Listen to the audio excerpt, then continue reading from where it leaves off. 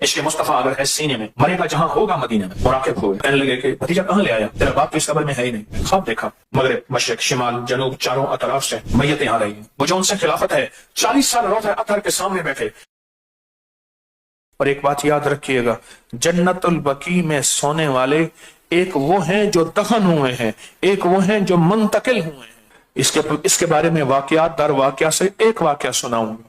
حافظ بشیر صاحب میرے استاد محترم، ان کے والد صاحب ہوتے تھے، فوت ہو گئے۔ کارڈ بھجوائے کہ والد صاحب فوت ہو گئے۔ چند دنوں 2-4 دنوں کے بعد ان کا ایک دوست آیا، یہ بات ان سے سنی، ان کے نواسے سے سنی، ایک اور سے سنی۔ قبرستان لے چلو، گھر سے 2 گلیوں بعد قبرستان، وہاں لے گئے، ٹہلیاں والا قبرستان۔ مراقب ہوئے، دور در کہنے لگے کہ بھتیجا کہاں لے آیا؟ تیرا باپ تو اس قبر میں ہے ہی نہیں۔ تو کہنے لگے چچا میں ابھی تو ابا کی قبر کی مٹی ہی خشک نہیں ہوئی، مجھے قبر ہی بھول گئی ہے۔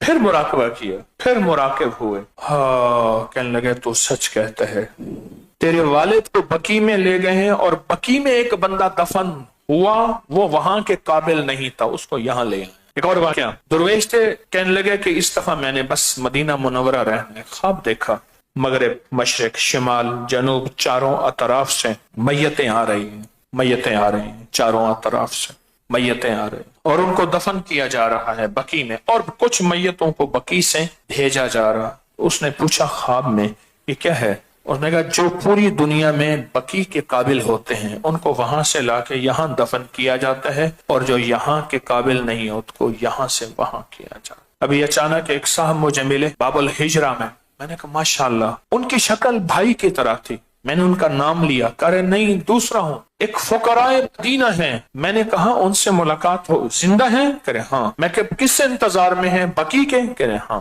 بقیع کے انتظار میں ہیں۔ ان کے خود والد وہ جو ان سے خلافت ہے 40 سال روضہ اطہر کے سامنے بیٹھے، کہا اب میں کہیں نہیں جاتا، کہیں ایسا نہ ہو وہاں موت نہ آ جائے، موت یہیں آیا اور بقیع میں چلا جاؤں۔ عشق مصطفیٰ اگر ہے سینے میں، مرے گا جہاں ہوگا مدینے میں۔